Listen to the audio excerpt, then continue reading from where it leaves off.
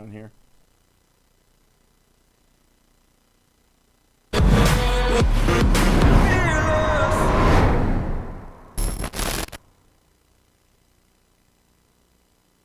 Are live.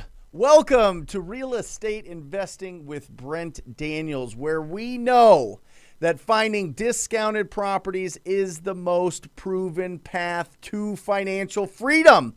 We are broadcasting live. This show is for you. This show is to answer your questions and really simplify real estate investing, right? First, we start with finding great opportunities, and then we start making some income from that, and then we start building our portfolios and building our assets and building our wealth to the point where our passive cash flow takes over the amount of expenses that we have, and that's called financial freedom. I am absolutely out of my mind excited about this episode, this show today, because it's one of my favorite topics. It is all about the cold calling script.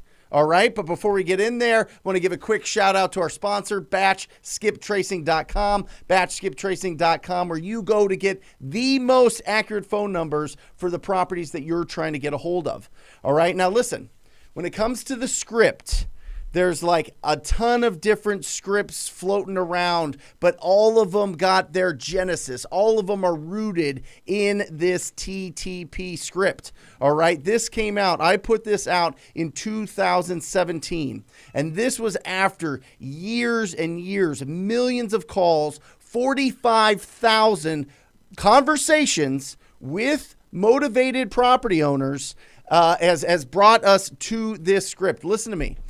Everything else is a watered down version of this. So as I go through this script in the first part of this segment of this show, it is critical that you start implementing it, start practicing it and using it, and you're going to see the benefits of using it the way that I break it down here. Now, with any script, with any call that you have, when you're talking to these property owners, remember, there's a couple key components that is going to make or break your conversations with distressed property owners, okay? The first one is your tone of voice.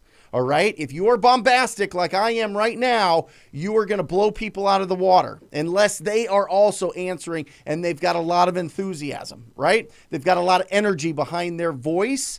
Then you can you can mirror and match that. But if they're answering and they're slower or they're kind of hesitant to respond, you need to make sure that your tone sounds like a friendly neighbor. All right, this is absolutely critical. You got to sound like a friendly neighbor. You got to sound like you live down the street, because most of you do. Or at least you're doing business in that if you're doing it virtually and you can talk to them like you want to do something special in the community. That's the point of this. All right. So that's your tone, the pacing. Remember, don't go too fast and don't just spit out things because you're nervous, and don't, kind of throw out things, and don't in the back of your mind, if they're talking and you're just throwing out crazy things and it's going fast, you're going to torpedo that conversation because you're going to be going at a pace that they can't follow. And remember, when people talk too fast, they think that you're a slick salesman. All right. If you go too slow, they think that you are uneducated or just kind of slow with things. So really just find that middle ground with your pacing. And then the third part is active listening.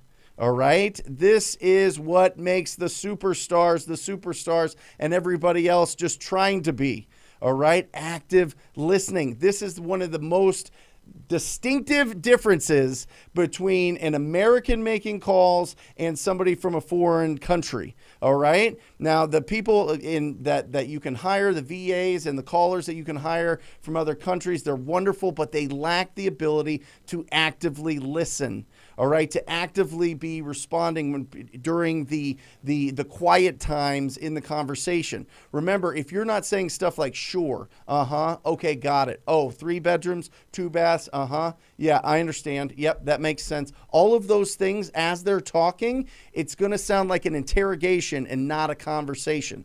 So make sure that active listening. If anything else, Like if you totally screw up the script, but you are actively listening to them, you're going to keep this conversation going because they're going to know that you are so focused on them, that they are important, that the words that they are saying to you matter. And that is absolutely critical when you're talking to somebody for the first time. It builds that instant likability. It builds that instant rapport. So make sure that you're actively listening.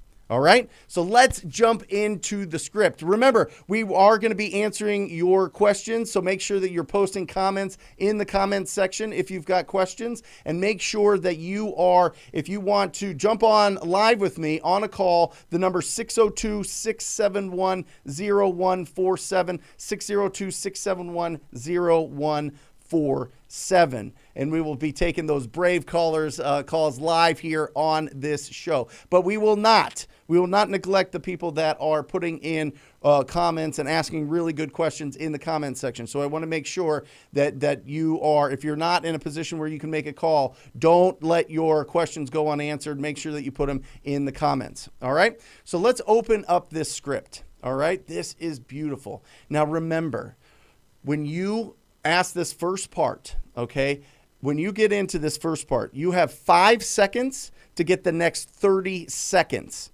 Okay, you have 5 seconds to get the next 30 seconds on this conversation. So number one, you need to sound familiar. All right, and to sound familiar, you need to use their first name. All right, this is critical. I see so many people saying Mr. and Mrs. I hear people say a lot of sirs and ma'ams. It depends on where you're at in the country. If you're in the South, that's fine. But for the most part, just keep it clean with their first name. Hello, I'm looking for Simon. Hello, I'm looking for Betty. Hello, I'm looking for Susan. Whatever it is, say their first name. Now, a pro tip here. If their name is something that's really hard to pronounce, what I want you to supplement there is I want you to say, hi, I'm looking for the property owner of, and then say the address. Okay, if you're seeing it, if you're making calls, and I hope you're using the batch dialer because it's phenomenal, but if you're making calls and you're using a dialer, and you see the names popping up before they answer, just make sure that you're reading those names and seeing if there's anything that's going to trip you up, anything that's a little bit awkward. Because the worst thing you can do is try to mispronounce somebody's name, and then all of a sudden you're off on the wrong foot, and they're like, oh, this is a telemarketer. This person doesn't know who I am. I'm going to hang up with them, or I'm going to be pretty aggressive with them. Remember, 5 seconds to get the next 30 seconds. All right? And then introduce yourself. Explain why you are calling so that they understand what's going on here. All right. This is Brent. I know this call is out of the blue. I was calling about a property that I believe you own on 1212 Banana Street or whatever it is. And the reason, and I want you to hit that believe like that. The property I believe you own, I want there to be a little bit of mystery to you. I don't want you to go at them aggressively saying, hey, I know about that you own this property. I know you're in this situation. It feels like you have information that they don't, and it makes people feel awkward. So if you're feeling like, if you're like kind of like, I believe you own this property, they're like, yeah, what about it, right? That's the most common response. Yeah, what about it? Yeah, I've gotten a bunch of calls. Yeah, why am I getting these calls? Yeah, I own that. Who are you? That type of thing. And you just say, I wanted to see if you would consider an offer on your property there. All right. I don't know why that sounds better. I don't know why. We've tried it every single way. Guys, I'm telling you, this has been in the laboratory for years to discover what is the best way to open up a relationship with somebody that is a cold call. All right. And I'm telling you, when you say, would you consider an offer on your property there? All right. Now, don't go into that. Hey, I'm an investor. I'm looking to buy properties in your neighborhood. Do you want to sell? No, soften it. Open it up a little bit. Let them be able to respond, right? Because what happens is when you ask somebody if they would consider an offer on their property, there's only six. Only six. Can you believe it? Out of the millions of different responses that you think you can get, there's only 6 responses that they're going to give you. Okay? And we're going to go over each one of these responses so that you feel comfortable and confident moving forward with that conversation. And you feel like you can, whatever they respond, you know how to respond to that so that you can keep going and further that conversation and see if there's somebody that will actually do business with you. All right. So the first response, the best response, the scariest response is yes. Yes, I would consider an offer. This is where you pile in the benefits of them considering and reviewing and looking at the offer that you're going to give them. Okay. Okay, great. Well, we purchase properties cash. We pay all the closing costs. There's no real estate commissions. The best part is we buy them completely as is. So you don't have to put another dime into the property, another cent into the property. So for an offer like that, how much would you take, right? I want to kind of see what's going on here. I want to see how thick their force field is around them, right? I want to see if they're going to give me any information, if they've got a price. You would be shocked. And I'm sure if you are following this channel, if you've subscribed to this channel, for sure, definitely do that, because we do cold call breakdowns. And I'm telling you, the deals that we get through, typically they're giving us the price within the first 60 to 90 seconds. This is what you're looking for. All right. Let them respond to you. Maybe they have a price in mind. Okay. And then you can move from there. Now, the most common response, well, there's kind of two that are tied, is no, right? Like, oh, let me stay in this response here and pivot, right? Is that what you're telling me, Mike? Yeah, real quick. Yeah. So for anybody who doesn't have this, where can they get a copy of the script? TTP Insider. TTP Insider. TTP Insider, you get a free copy of this script, and it's a breakdown on it. It's absolutely phenomenal. I think we've got a whole training on it for like nothing. It's really like $7 or something. So definitely get in there and get that training. But we're going through a lot of this right now. Now, if they ask you, the second response is really, really like, how much will you give me, right? How much will you give me is that, and no are kind of the most common ones, but they throw it right out at you, some version of that. So you've got yes, and you've got how much will you give me? And there you want to try to pivot, and remember, you answer their question, but then you respond with a question, right? They're trying to control the conversation right now. They're trying to bulldog you as, yeah, sure, everything is for sale at the right price. That is a version of how much will you give me? Okay, and there's a couple different strategies that I want you to consider here depending on who you are talking to. Okay, so as you're calling, and if you're using a dialer, you can press a button on any of these dialers and it's going to take you to Zillow. And Zillow is going to give you the information on these properties, and you want to dig in a little bit and you want to show a little bit of credibility. And you said, well, it looks like your home is about X amount, so 1,200 square feet. Is that right? And then remember, you're answering their question, but you're opening up, you're finishing with a question. So it puts it back on them. And then you say, have you done the condition of this property is really important. Have you done any major remodeling to the kitchen and bathrooms in the last 5 years?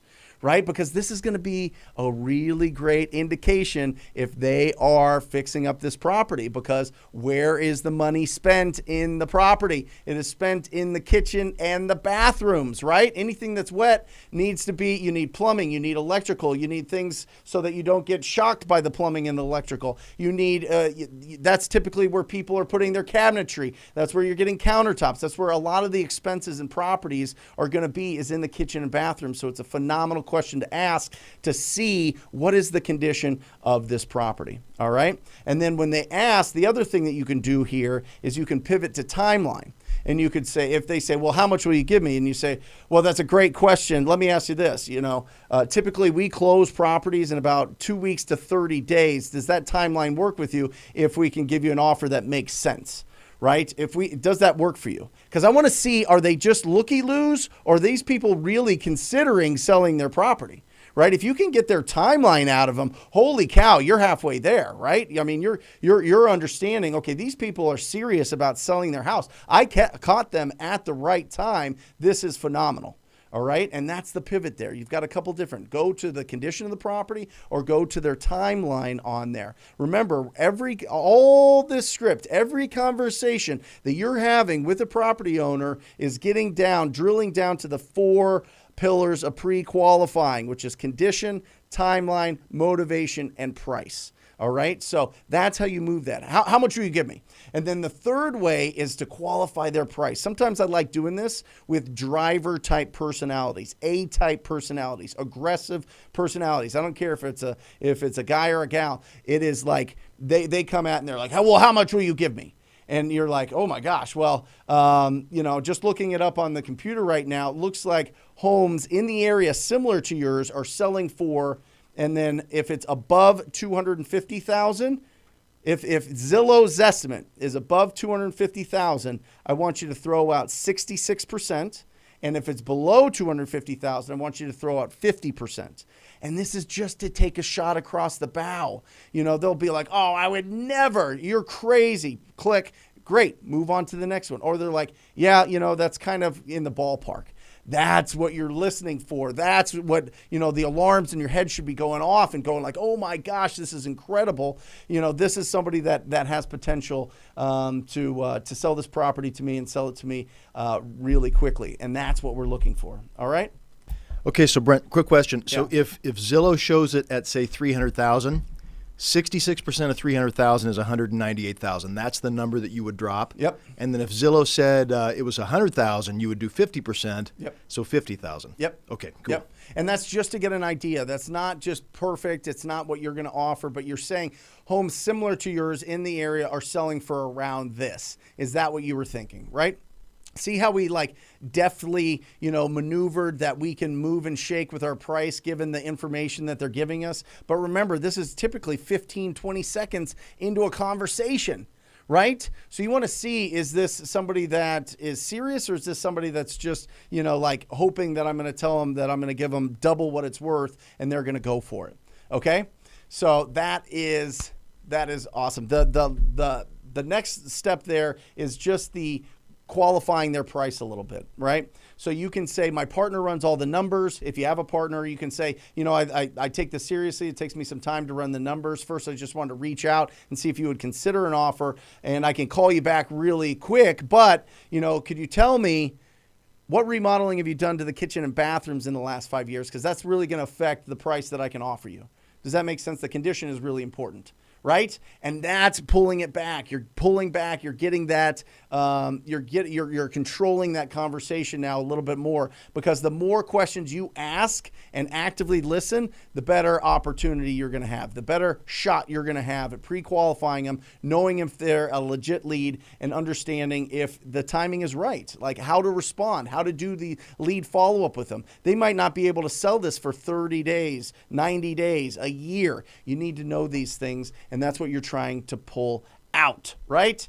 Now, the next one is, yes, but maybe in the future, right? They're like, some response is, well, we're kind of thinking about it. We've got a tenant in there for the next, 6 months, so we're going to sell it in the future, right? Or they're saying, well, once my daughter graduates school, we're going to sell this property because we need the money for her college or whatever else. Or, you know what, we're not going to be in town. This property is in a different state. We bought it as an investment property, and now we want to sell it, but not until we can get there and clean up some things and make sure that the property, we understand the condition of the property so we know what we can get for it. Those type of things, right? So they're kind of pushing, they're kind of kicking the can down the road type of thing, right? And you just want to get in there and say, okay, great. Should I call you back in a month? I'm really looking for something. Tell them what you're looking for. See if this is really a property that that would fit the criteria that you're looking for, which is typically a property that is ugly, a property that needs some rehab, a property that needs renovation, property that maybe is a small property that could be added on to. All of these things. Maybe it's a duplex, but it's better as a single family. Maybe it's a single family, better as a duplex. Just depends on where you're at in the country, right? But you want to see, you want to ask them, I'm really looking for something that needs some love. I like saying need some love as opposed to I'm looking for something that is totally destroyed, or I'm looking for something that's a fix and flip, or any of these terms that us investors use that the normal population kind of gets, but they don't really, and you want to make it really digestible. The words that you use have to be common language. I'm looking for something that needs some love, right? Something that, needs some major remodeling, something like that. Do you think that would fit what we're looking for this property. Oh yeah, this property's destroyed. This needs a lot of rehab, all of those things, right? And then pro tip here is make sure they save your number in the phone, okay, in their phone as whatever, Brent Homebuyer, Jesse Homebuyer, Matt Homebuyer, Alejandra Homebuyer, whatever it is, put your first name and Homebuyer next to it, and they know, save my number. So that when I reach out to you, I'm going to follow up with you. I'm going to text you and I'm going to call you. And you know that it's me and not just some stranger that you've never talked to before. And you know that I'm reaching out and that I'm serious and I do want to get you an offer. Okay. So have them save your number. Now, will they? Maybe, but at least you're asking them to. Maybe it's a 50-50 shot. All right. Awesome. Next, this one is great because we have pulled so many deals when people tell us no. All right. When people say no, listen, I have raised my kids here. They are going to bury me in the backyard. I am never selling this property. I love it. It's the best. I completely understand. Do you happen to have any other properties you would consider selling? Maybe something that needs to be fully remodeled, something that needs a little love, right? That's what you're asking for, right? Do you have any other properties? Because you're calling about a specific property. I want you to put them in a position where they are wondering, oh, wait, where they're remembering that they have other properties. Maybe it's a rental. Maybe they're inheriting something. Maybe it's a piece of land. You can even hit them with that. Do you have any properties that need some love or even a piece of land that you would consider an offer on? When people shut you down for the house that maybe they live in or they like the rental or they don't want to sell, open it up and see if they would consider an offer on any other properties that they have. I am telling you, my company's made a fortune from this question. My TTP family members in the program have made a fortune from this question. When people tell you no, there is still life in there. Ask about other properties that they have. Now, this is what some people do because they get a little bit nervous when people tell them no. They go, oh, okay, well, do you know anybody or any friends or family or neighbors or anything like that that wants to sell? Listen, it's just a rabbit hole. You can try it if you want. The problem is every blue moon, somebody gets a deal that way, but I just don't like it. I've tried it. I thought that it was genius. I thought it was super smart to ask, but it just turns into just, you're just chasing your tail at that point because they're like, now they have to think, and now they got to talk to somebody. Now you're following up with them to try to get the referral and all these things, and it usually doesn't turn into anything. So ask them specifically if they have other properties that they would consider an offer on. All right? Awesome. Number 5, there you go. This is the 5th response, right? So so far we've got, yes, I would consider an offer. How much will you give me? Maybe in the future. No, I'll never sell this. And the 5th one is, how'd you get my number, right? I have an internet provider. You don't have to use LexisNexis. This is kind of old. We'll update that. But I've got an internet provider. You can use LexisNexis. They're a big company that I send over the addresses and that I'm interested in. And if they have the phone number, they send it back. And sometimes I get lucky. Just tell them. Like, it's public. I mean, it's right there. I mean, the data is provided by data companies, right? Just tell them. And then they're usually fine with that. They're like, yeah, I get it. This is 2021. People are calling them. They're like, whatever. My number's out there somewhere, right? It's on the internet somewhere. Whether it's, they signed up for, a club card at their grocery store or Best Buy, or they put their phone number anytime in the internet. It's going to be found by these data companies and sold. Got it? And then the last one, the 6th response that you're going to get is, who are you? Who are you? I'm a local real estate buyer looking to do tasteful remodels in the area. I'm a local real estate buyer looking for properties to buy in your area. Whatever it is, when you say investor, the first thing that comes to the general public is, oh, they're going to lowball me. Oh, this is somebody that knows more than me. Oh, this is somebody that's looking for a deal. But if you're a local home buyer, I'm a local real estate home buyer, and I'm looking for opportunities, I'm looking for properties in this area that we can do something special with, that sounds a lot better. It goes down a lot easier. All right? And that's the 6 responses. Yes, I would consider an offer. How much will you give me? Maybe in the future. No, I'll never sell. How'd you get my number, and who are you? Those are the 6 responses, and those are the responses to those responses. If you want to download this, go to ttpinsider.com, ttpinsider.com. There's an unbelievable amount of resources in there for everybody to download and to use. Seriously, it's like, I mean, compared to other things out there, it is just worth an incredible amount. Go ahead, Mike. So a lot of people ask, well, Brent, what about pre-foreclosures? What about probates? Do we mix it up? Do we change it, or do we just stick with it? Yeah, stick with it. I mean, listen, open up the conversation the same. Listen, if it's a pre-foreclosure, if it's a probate, if it's something that's on a list, they're getting calls. They know why you're calling them. And if you call them and you're like, hey, I know that your home came up on my computer as a pre-foreclosure, and I specialize in helping people avoid pre-foreclosure, and I wanted to see if I could help you out or something like that. They're like, oh gosh, what is this? What's going on? Why are they in my business? Why do they know about this? This is shameful to me. Like, I don't want to be in this position, and now you're like throwing it in my face. No, just use the same script. Open it up. Would you consider an offer on your property there? And then from there, they're gonna be like, well, it's probably because you saw it as a pre-foreclosure, and we're trying to figure things out and this and that. They'll open up to you more if you are friendly, if you sound like a neighbor, if you're not hitting them with like private information off the bat, and if you are actually actively listening to them. Right? That is the keys. That is the key. And if you do that, listen. I don't think there's a single person watching this or watching on Instagram or watching anywhere that thinks that if they have enough of these conversations that they can't find a deal, right? Because listen, every show that we do, we're talking about the different lists that we go after, how we find these opportunities, how we go and look for signs of distress on these properties, right? If you have enough quality conversations with distressed property owners, you will get deals.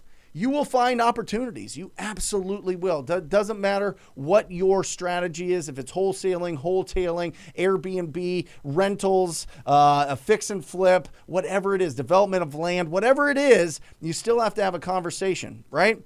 And what more people are finding out, more really savvy investors are finding out, is if they source their own deals, they get the best deals, right?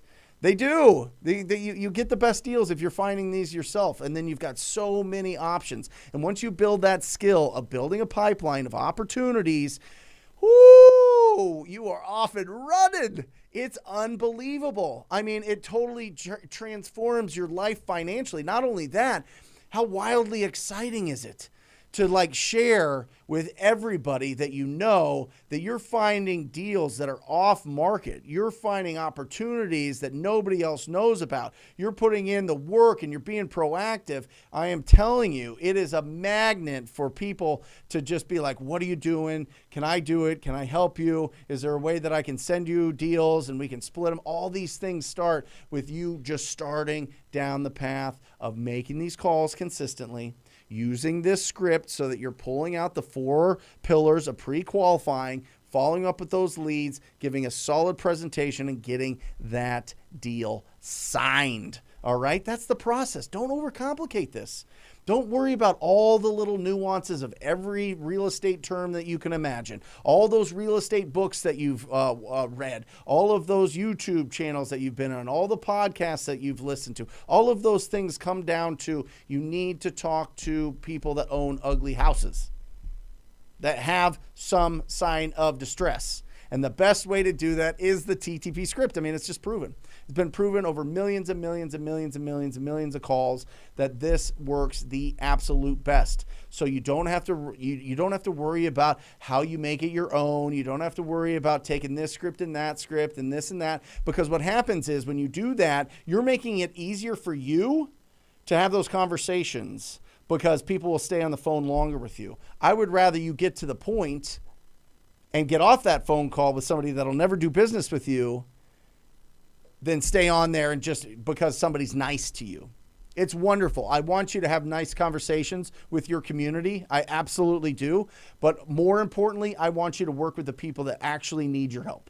People that actually have a problem that you can solve by being in their life. All right? So use the script. implement it, get a list, get it skip traced, call them up, and have those quality conversations, and you win. You win. You absolutely will win. And once you start that, oh my gosh, the sky is the limit. Then all of a sudden you're thinking, oh, well, maybe I can call multifamily owners. Well, maybe I can call owners of big apartments, or maybe I could call commercial buildings. Maybe I could call people that own big pieces of land and put really big deals together. I mean, if that doesn't make your like heartbeat go up and your blood pump and you just, that fire in your belly just like explode. I mean, you know, I don't know what to tell you. You know, that's what's so exciting about this business. What's so exciting about this business is right now you can make that decision and pick up the phone and find opportunities. I mean, what other businesses are like there, Mike? You know what I mean? What other business is there that you can do this and have this much success and get it going that fast?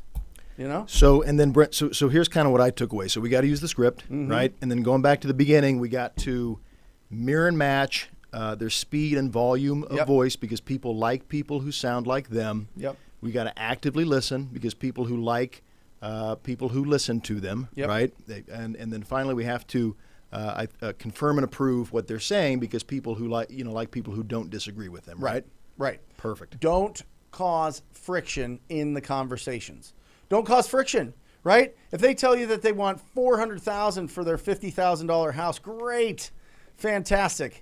You know, 400,000. Okay, how'd you come up with that number? Right now, all of a sudden, we're listening. We're asking questions. We're seeing what's going on. Right. And anybody watching on Instagram, if you want to see the whole thing, go to the Brent Daniels YouTube channel. You can see Mike and hear him and everything. So, but thank you for joining us. But go ahead, Mike. We got a bunch of great questions. Okay. Probably should. Are we there? Are we? Calling in. Do you feel like we did it service? Yeah, it was we awesome. did it justice. Yeah, it was great. Okay. All right. Let's get to the questions. And is it going to be here or is it going to be a call? We have one call and Okay. we have comments. All right. Comments. Let's get a comment first. Comments. Our comment section. Okay, here we go. Santino. First of all, I love the content, Brent. Keep it. You're changing so many lives. Thank you, Santino. The question is, what keeps you motivated on days where cold calling seems very discouraging and you aren't getting leads? I love this. I love this. This is, remember, okay, Santiago, Santino, I'm sorry. This comes down to that whole thing, right? Whenever you have a problem, and this is anything, this is a challenge, anytime you have a challenge like this, right? There's three things that you have to look at, all right? Is this an internal thing? Is this an external thing? Or is this a philosophical thing, right?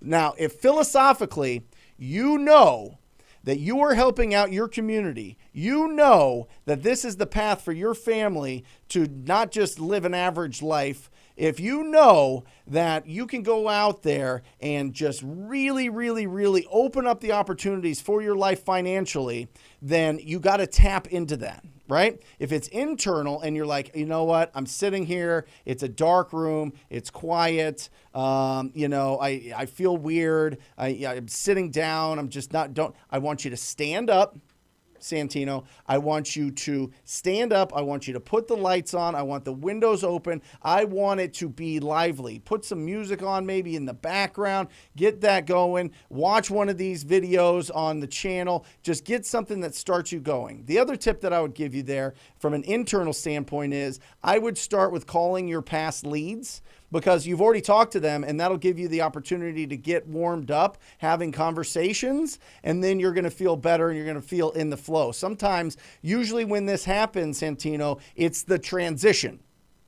It's the transition from, I just woke up, I just went to the gym, I just had breakfast, now I'm supposed to be hunting for real estate opportunities. Or I've been working my job, I've got 12 to 1 to make calls. I got to turn off my job button, and I got to turn on the real estate investor button, and that's the transition that you're having there, right? So that's really, really critical as well, is watch those transitions. I just got off work. I'm going to take a shower. Now I got to make calls and get going. I'm pumped about it, but like, oh man, what's going on here? Remember, watch your transitions, right? And just think about the philosophy that you have of what is this going to do? What is this going to do to the community? What's this going to do to you? And externally, if people are, what are you doing? You're making calls. You don't have a lot of people that you hang out with that understand what you're doing. Externally, you need to squad up. You need to squad up with people that are doing this. I don't care if it's virtually. I don't care if it's people that live down the street. You need to be around people that do this, because externally we turn into those people, right? The people we spend the most time with, we kind of like are chameleons. We kind of pull everything from the people that we hang out the most with. That's why I like having so much energy, because everybody then has energy, right? So those are the three things. Just remember. Which one is it? Find it, dissect it, find out, discover, is it the internal, external, or your philosophy on this business? And tap into those and really look, switch it in your brain that you say, okay, it's a struggle right now. I'm not getting a tremendous amount of leads, but I know that I'm just closer to the deal that is going to happen. I know that I'm just one conversation. I know that I have now had a conversation that is building up my experience. It's building up my confidence. You're going through all these things, right? Every time you talk to somebody new, you're learning. Every time you're talking to somebody new, you're getting that experience, and that experience translates into every part of your life. But Brent, I'm an introvert. Brent, I'm not used to talking to that many people. I don't have that much endurance. I'm kind of shy. Great. Guess what happens when you talk to 1,000 strangers about their property? All of a sudden, you're not shy to talk to people anymore. All of a sudden you are tapped in and you are like, oh my gosh, this is like opening up so much in my life because I'm being louder. I've always felt that I had something to say, that I was important, that I was intelligent, that I was kind, that I could bring a lot of empathy and gratitude to this world, but I just don't have the voice to be able to do that. But you do. You do. Just practice it. Just make the calls, make the calls, make the calls. And listen, if you need to go 15 minutes and stop. Next day, do 20 minutes and stop. 30 minutes and stop. An hour and stop. And then at some point, you're going to get 3 hours and it's going to feel like a breeze, and it's going to be part of your life. And you're going to be, you're just going to be unstoppable at that point. So thank you, Santino. And the first part of that comment, listen, I don't do anything unless you guys are taking action. I'm just the guide here. You guys are the heroes for sure. I'm not just saying that. Like literally nothing happens unless you guys are taking action. So I'm just here to make sure that the mystery of real estate is unveiled, and you understand that it's really just about just talking to people. That's the whole thing, right? It's on everything. It's on the cups. It's on my phones. It's on my shirt. I wear the same thing every day. It's just talking to people. Focus on talking to people, and you're going to be unstoppable. Unstoppable. That's it. I don't care if you've never done any real estate deals in your life. Good.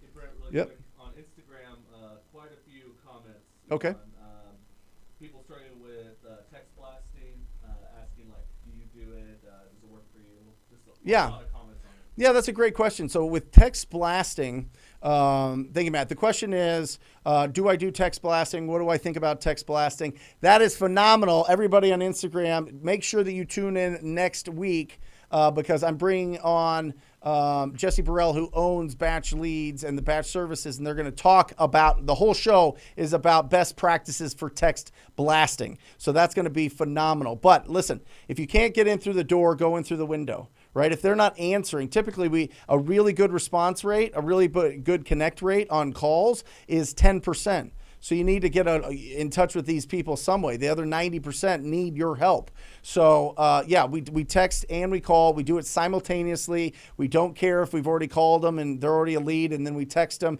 We just say, oh, sorry, we're just thorough with the way that we reach out to the people we want to work with, whatever it is. You can do it both at the same time, but I highly encourage you, remember, texting is lowest hanging fruit, okay? The cold calls, you're going to get some really, really, really good deals that people wouldn't just respond to a random text. So I would love for you to do both. I know some really talented people from around the country that can literally make calls and texts at the same time. I couldn't do it. My brain doesn't work that way, but some people love having some sort of action when they're making calls to keep them on there. But just remember, when somebody answers live, you got to be focused on them.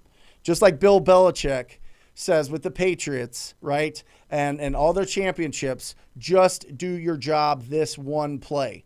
just do your job, that one call, that one conversation that you have with those property owners. All right?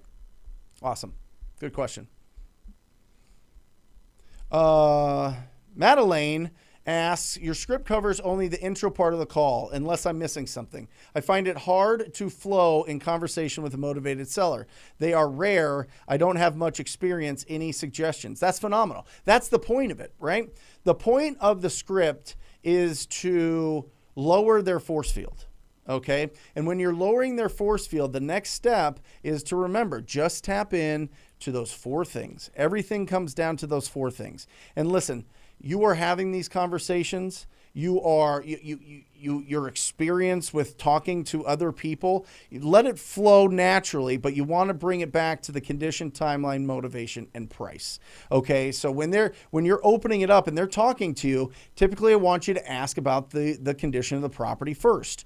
What remodeling have you done to the kitchen and bathrooms in the last 5 years? Well, we have done this. We haven't done anything here. Okay, what about the roof, the plumbing, electrical, some of the mechanical parts of the property? And then they go into this, and this. And now you're opening it up. And you're like, oh, okay. And then you hit them with, okay, well, typically the way that we work is we close and get you your money in 14 to 30 days. Does that work for you? And now you're getting the timeline. And you know what the beautiful thing is? Once you have the condition and the timeline, typically they're going to give you the motivation.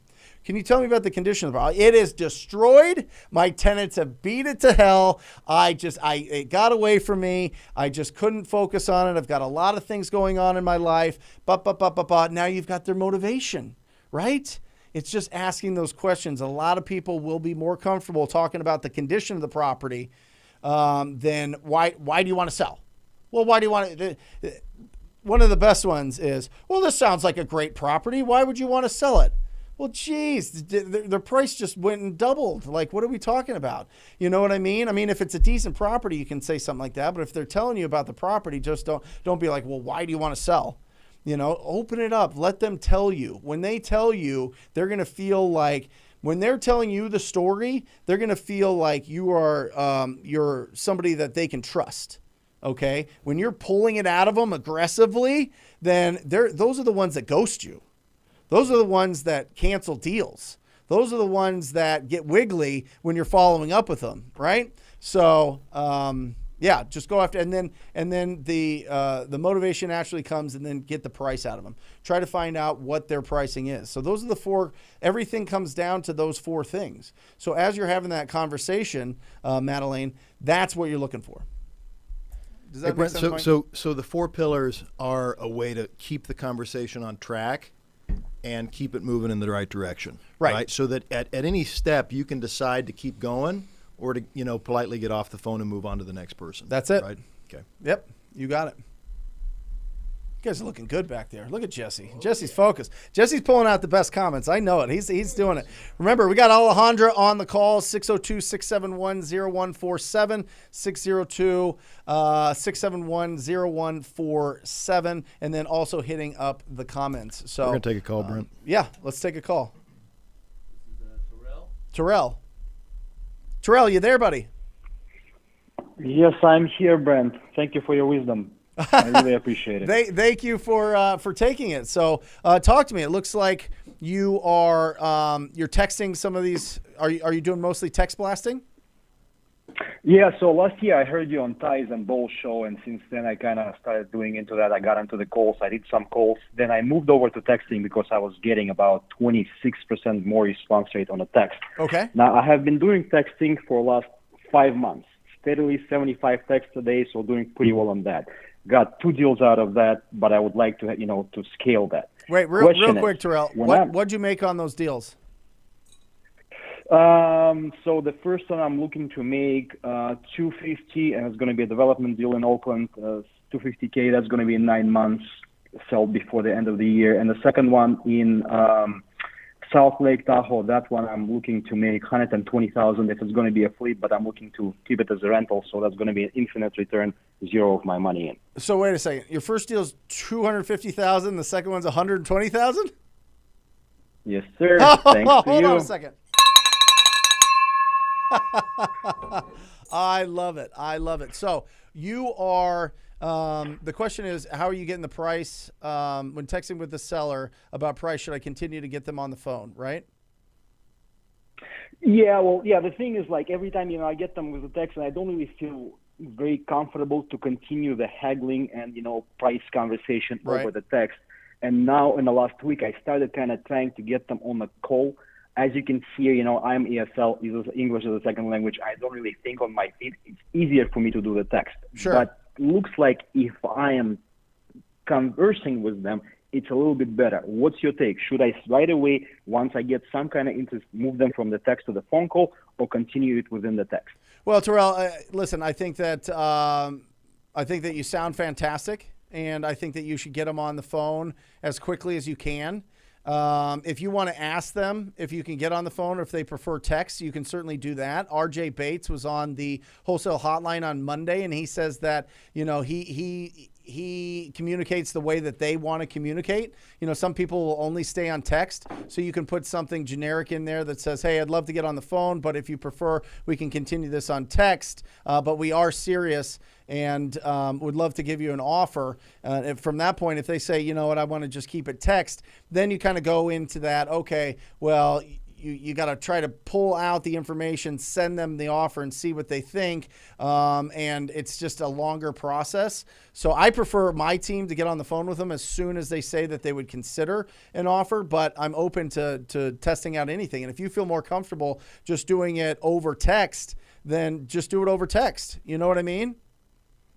Yeah. I hear what you're saying. Yeah, just don't overthink it, but don't don't think that your accent or whatever is going to stop you from getting deals. Remember, it's very, very, very difficult to screw up a motivated seller. The only thing, motivated seller, that usually you lose out because of either competition or, somebody in the family wants to do something with it or whatever like that. But I don't think that you're going to lose because of your accent. And I think you sound great.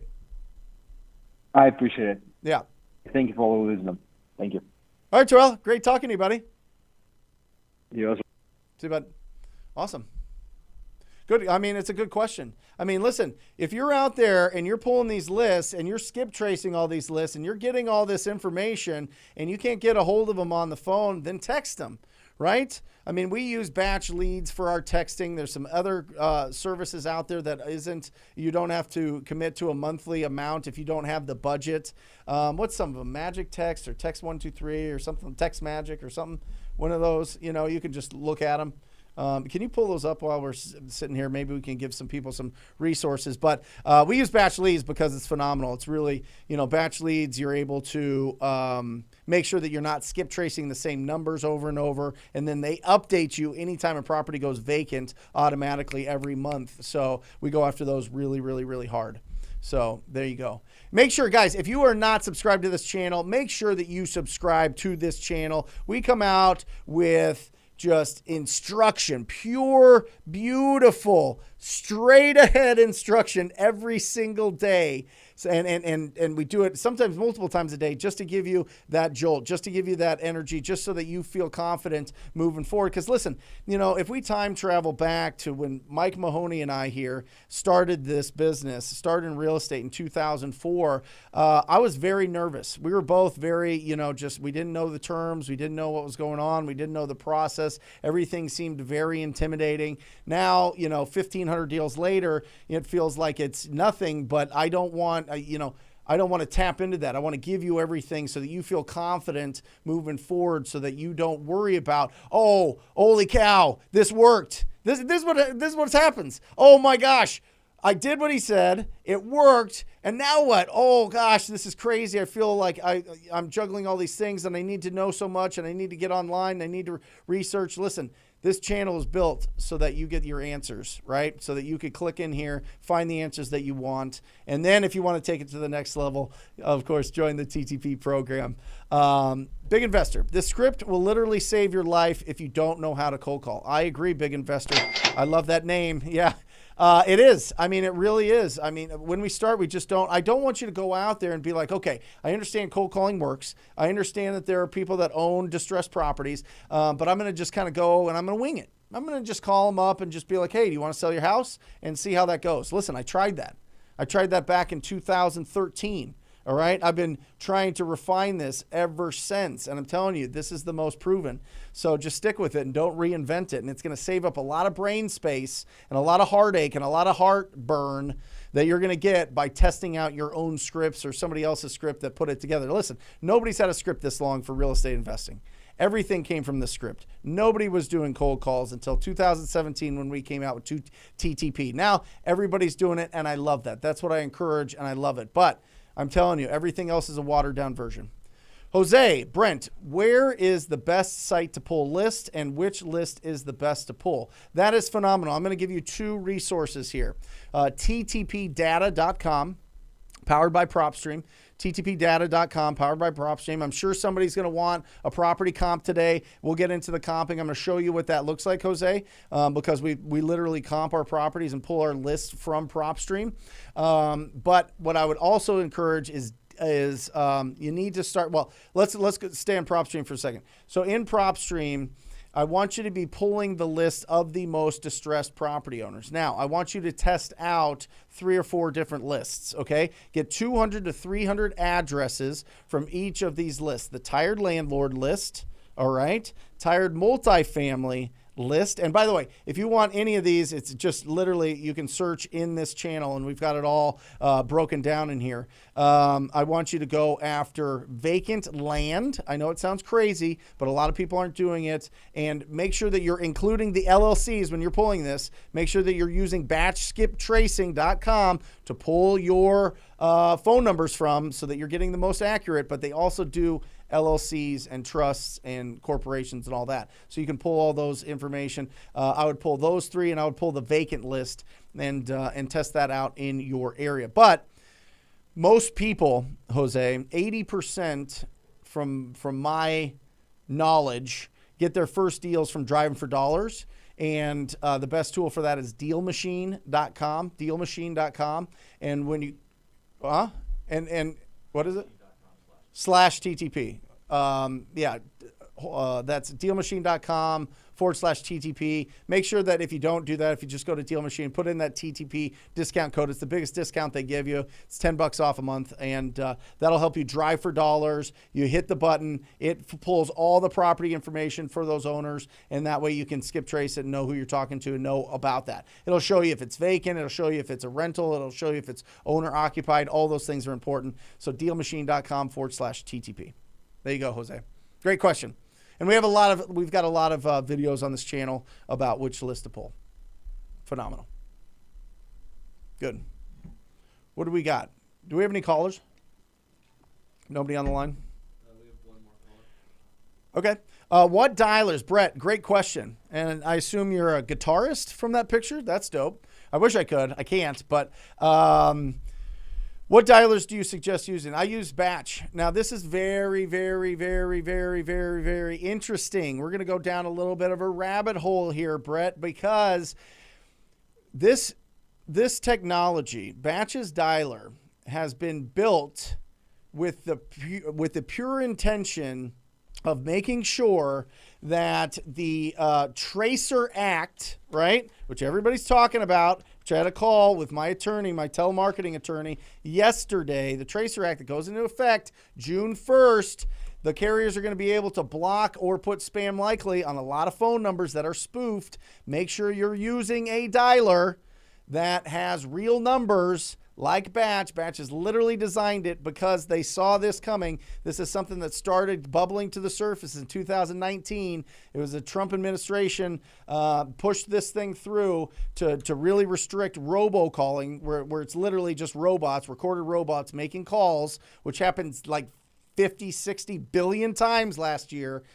They're looking to restrict that, and they're going to be blocking a lot of these other dialers that are using numbers from other resources, and it's going to be a big problem for people. So Batch dialer for sure. Not only that, but their contact rate is bananas. We've never seen anything like it, and they designed it for us. They designed it for you and I. They designed it for wholesalers and real estate investors, and not for like insurance companies or something.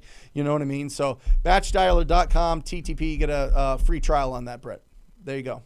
Awesome. We are cruising. What a great show. I love talking about the script. Hey, It just Brent, real opens quick, everything up. Shacro5 on Instagram got his first deal, driving for dollars. Says What? Who is it? What's his name? Shacro5. Shacro5, Instagram. Yep. Yes. Yes, that is phenomenal. I love it. Okay, good. Yep, I got a call. Who do we got? From Georgia. You there? Hello? Hey, Yes, I am. how are you? Hey, Brent, I'm doing wonderful. All right, Soleil, talk to me. I had a couple of questions. I am in a small market in the middle Georgia area, and so I pulled a list a couple of days ago. It was about 300 people or so. So when I put it on batch dialer, I'm having situations where most of the numbers are disconnected. Okay. If they're not disconnected, the rest of them are like either on the federal do not call list. Okay. So my thing is, should I be calling the federal do not call list also, or should I completely avoid that? Because that kind of just makes up almost the entire list. Like Yeah. out of 300 calls, I've had only 3 responses, Yeah, and listen, some people do. I always suggest that you don't. That's the only time that you run into TCPA complaints where people bring out litigation. And I would just open up your list to more. Now I literally have got a whole podcast set up that we're going to be doing with an attorney to kind of break down what the risks are there, because it's a gray area. It truly is. I mean, that's a conversation I had with him yesterday, but it's, before, all of these people that were going to litigation were going after like realtors because they were calling for listings. We're calling to buy the properties, but some people think that, we're still making income on these properties. So technically it's telemarketing. It hasn't been defined. It's still gray area. Most people just settle with those people that do the litigation, but I want you totally protected. If it's a good deal on do not call, I would suggest that you hit the doors, especially if you're in a smaller market that you can drive to. And I would encourage you to expand your market. All right. Yeah. Expand your market so that you have more opportunities. But I don't, listen, I don't know about you, but like if somebody says, well, you're getting sued or you get paperwork or you get served or something like that, that like kind of puts a kink in your day. You know what I mean? Like you're just like your energy kind of goes off, and now you've got this to distract you with. So I think that you can find plenty of opportunities. It's up to you. I mean, you could certainly talk to a telecommunications attorney and see what their thoughts are, but I've always been advised to remove those. Yeah, because I had a batch dialer technician or customer service. They asked me if I was wholesaling. I said yes, and they recommend that. I told them about my issue. Most of it are disconnected numbers, and I told about the federal do not call list. He said that I could still call that list because most of those people they probably only put it on do not call because of other issues, not probably for wholesaling or buying homes. Yeah, I mean, listen, if you're going to I wouldn't take legal advice from a customer service rep. Yeah. You know what I mean? Yeah. Definitely not. Yeah, awesome. Thank you. I really appreciate that. You got it. Best of luck. Yeah, get out there. I mean, listen, there's plenty of people. I mean, we've been doing this for years and years and years with that, scrubbing the list. So you can find opportunities for sure. Definitely. Thank you. All right, Soleil. Great to talk to you. There's a good question that I saw pop up on Instagram that was about CallRail. I would check because we use CallRail. I suggested CallRail forever as the caller ID that you use for the Mojo dialer. But I think that might be considered spoofing coming up, and I think it's going to be easily traced. That's the whole point of the Trace Act. So I would look into that and have a conversation with them and with Mojo and see what they provide. But I think Mojo is providing numbers now as well. So, yeah, or just skip to the front of the line and use batch dialer. There you go. It's awesome. Cindy, do you use 66% for $1 million homes? I live in San Francisco Bay Area, and most regular 3-bed, 2-bath are in the low millions range. Cindy, I love it. If they're not giving you a price, throwing something like that out there and getting their bottom line, absolutely. But if they throw anything in San Francisco that's close, you better lock up that deal, Cindy. I am telling you, there are so many buyers for that area that you lock that thing up and put it in front of enough people, you're going to sell that, even if it's at like 80%, 90%. It just depends on how much work it needs. You know, obviously I would love for you to go after properties that need some love. So you got to build in a rehab budget for those properties. And you build in that rehab budget and get something off market. A lot of traditional buyers in that area just buy cash. I mean, there's a lot of capital in that in your city. So I would lock up anything that's tight and just test it out with your buyers. So, and Brent, the 66%, that's not necessarily what you're going to offer. That's just trying to see where they're at, right? Yep. Okay. Yep. Yeah. It's not set in stone. I just want to see what their expectations are, Cindy. So if they're like, well, you called me, you tell me what you want. Well, I want to throw out something ridiculous so that I don't waste my time with somebody that's just going to mess with me. Or you know, what happens a lot is they start going into the laundry list of amazing things about their property, and you're just like, oh my gosh, whatever. You know what I mean? So awesome. Good question. Love it. Kim, hey Brent. Is it bad if you sound monotone on the phone? And if so, how do I make my calls sound less monotone? Yeah, Kim, you got to have some sort of energy. You have to have some enthusiasm to it. Now, listen, if they're monotone, you can go monotone. But I think voice inflections help people feel more comfortable with you. You don't have to be like... You don't have to be crazy like I am. You can just go straight. If you watch Pace Morby, he's he keeps his tone very much the same, but he's asking a lot of questions and he's sounding like the authority off the bat. So when you're having those conversations, I would like you to pepper in a little bit of it. But if you're making the calls and you're talking to distressed property owners, you're gonna still find deals. You're just gonna find more if you can work on just straight across monotone and kind of play with it a little bit. Okay? Awesome. Remember, guys, you can get the script at TTP Insider, ttpinsider.com. You can get that script there. It's going to be, you just download it. It's in the resource toolbox section. So there you go. ttpinsider.com. Nice. Do we have anybody that is posting? I want to ring this bell some more. Anybody on Instagram, anybody on the YouTube that is that closed a deal recently or just locked up something? I'd love to ring this bell and celebrate for you here. Rubio on the line. Yep. What's that? Rubio's on the phone from New York. Rubio. Okay. DeAndre. Yes, hello? DeAndre, you there? Yes, sir. Hello. Are you able to hear me? Yes. How are you? Perfect. I'm blessed. I'm doing great. Thanks for asking. What about yourself? I am phenomenal. This is the best. I love this day. So talk to me. Talk to me about what's going on. Yeah, quick question. And I found myself coming across this the past couple of leads or whatnot myself. What are like some good negotiation tactics or just tactics in general to for sellers to lower that initial offer price?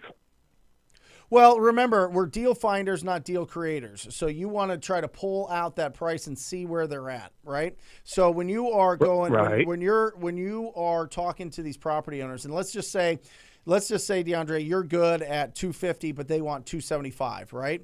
And you want to get them down. Sometimes you have to get face-to-face with them. Sometimes you have to get pictures from them if they're not comfortable with face-to-face to see what the condition of the property is and see if they understand how much work needs to go into this property.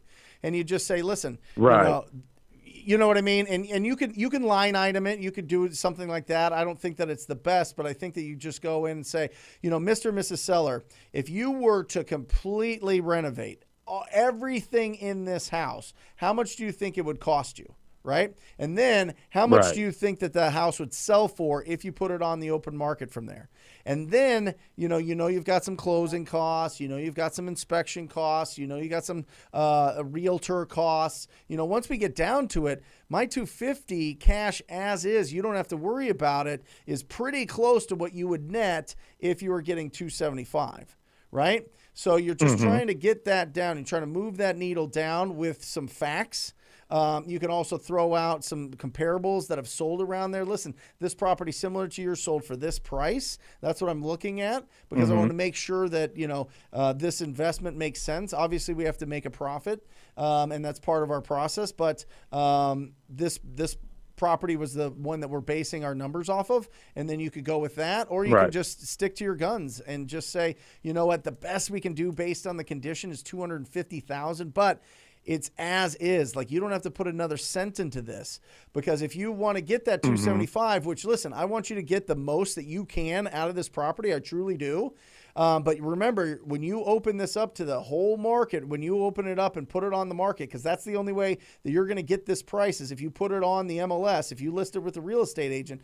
Just remember, you're going to have a lot of people through your house. You're going to have to have it clean all the time. You're going to have to go through inspections. And I don't know about you, but inspection, when an inspector goes in there, it usually is a really long list of things that they're going to ask you to repair, because those guys tear the properties apart. You don't have to worry about any of that with me. I'm the option that you go to if you just want the simplest, easiest cash as is offer, right? You sell the benefits on what they're doing, right? Or what they get if they work with you. Right, I like that. You sell the benefits, you sell it. I like that. Exactly. Sell the benefits, and remember, it's all about them. You want them to get the most. This is the most that you can do. If they can get more, you totally get it, but you know with true confidence that this is going to be the smoothest transaction for them. And remember, we're looking for people that will trade potential equity for speed and convenience, right? That's what we're looking for. That's where we find the deals. These are people that are fed up with the properties. They're done with it. If you're $10, $20, $30, $50,000 away on price, you can bring it down by just explaining, listen, this is going to be very simple for you. You had talked about that you were tired of this. You had talked about that you just wanted this to be off the plate. You wanted to sell it yesterday. You just are, this is stressing you out beyond belief, and I want to relieve that stress, but I got to do it at this price. Right. Okay. I appreciate all the information. That was very, very informative and helpful. You got it. Now put it into practice. Yeah, put it into practice. Yes, sir. All right. Yes, sir, for sure. Appreciate you for everything, my man. Thanks for participating. Hey, Brent, quick shout out to GMade, GM_aid on Instagram. He's got a deal closing Friday for $37K. Going to make $37K. 37? Come on. That is bananas. 32nd, locked up my second deal. We closed May 25th, 21.5. Come on. Don't sleep on the vacant lots. What have we been saying? We've been saying this forever. Don't sleep on the vacant lots. I'm telling you, there's a lot of opportunity there, and everybody thinks that land is this great mystery. Lock it up low, put it in front of your buyers, and see what the response is. That's how you build that thing up. So that is phenomenal. Oh, my gosh, that is great. 37,000. 37,000. That's like that's an average salary for a year from one conversation. How do you schedule your day? I love this, Luis. This is critical. This is about time blocking. All right, Luis. This is, if you've got that 9 to 5, you either got to find some time in there. If mentally you don't feel like you can do it, then you need to. The first thing is this. I'll go back a second. The first thing is this. You have this passion.